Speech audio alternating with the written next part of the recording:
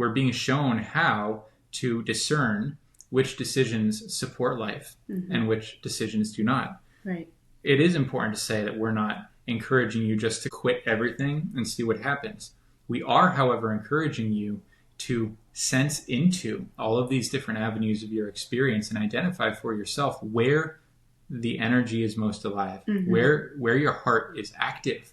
Right. That's what we're called to do. In contemplating all of this, I was reminded of an episode of Chef's Table we watched some time ago, and I can't remember the episode. I apologize. I can't even remember the specific details. I know that there was this guy who, when you first look at him, appears to be this kind of strong, burly, large presence, and you'd expect him to be a lumberjack or something. But no, he's a chef, and he's not just any chef. He's the top-rated pasta maker in the world. Which is an extremely delicate art form. And he speaks, and at first you can't even compute the tenderness in the tone of voice with the image of the person in front of you, the big beard and the tattoos.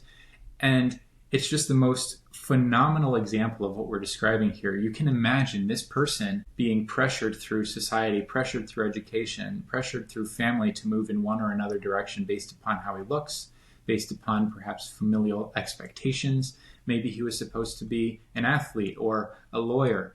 All of these different opportunities available to him, but only one true story. Yeah. And so this guy ends up being a pasta maker of all things. I just love that. That's what we're invited to do for ourselves, to look at our own life and say, for me back in the day, is this it? Am I supposed to be a machinist? Does this have my heart? No, not even close. Time to move on. Time to discover what does. That's a terrifying but necessary act.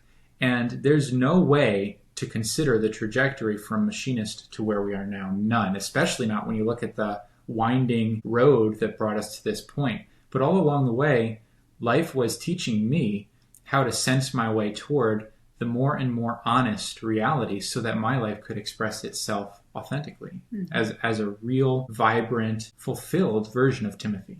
Yeah. Every one of us gets to tell that story. In this regard, I am not special. We all have a special story to tell. So we are all special. I never wish to minimize the absolute originality inherent to every one of us. But if we're all original, then we all have the same access to that perfect expression of self. So in that regard, we're not special. We all have complete freedom. Yes. It's wild to think about, but it's necessary.